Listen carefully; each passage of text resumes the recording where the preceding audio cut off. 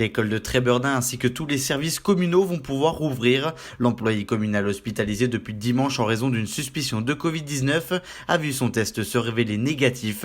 À Riantec dans le Morbihan, en revanche, 2 classes de l'école Paul-Émile Victor ont été fermées ce mardi matin après une suspicion de coronavirus chez l'un des parents d'élèves.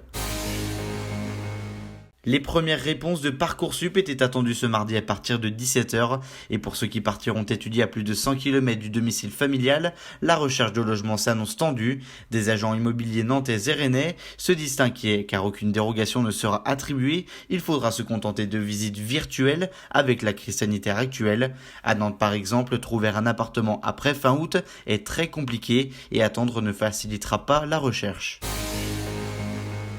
Le porte-avions de nouvelle génération appelé à remplacer le Charles de Gaulle sera mis à l'eau en 2036 pour des premiers essais. La ministre des Armées Florence Parly l'a annoncé ce lundi lors d'une visite sur les chantiers de l'Atlantique à Saint-Nazaire. Le remplaçant du Charles de Gaulle sera construit au chantier de l'Atlantique. La fin du confinement a permis la mise à l'eau de nombreux bateaux la semaine dernière, et notamment celle du Charal, nouvelle version de Jérémy Bayou, qui reprendra les premières navigations techniques dès ce mercredi. L'objectif est de valider les nombreuses optimisations effectuées sur le bateau en vue du Vendée Globe prévu en novembre prochain.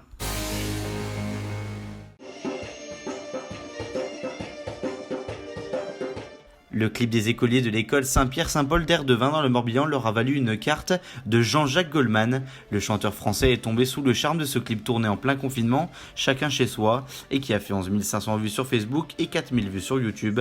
Goldman leur a adressé une carte manuscrite pour les remercier et les féliciter de ce clip musical à l'attention des soignants qui luttent contre le coronavirus au quotidien.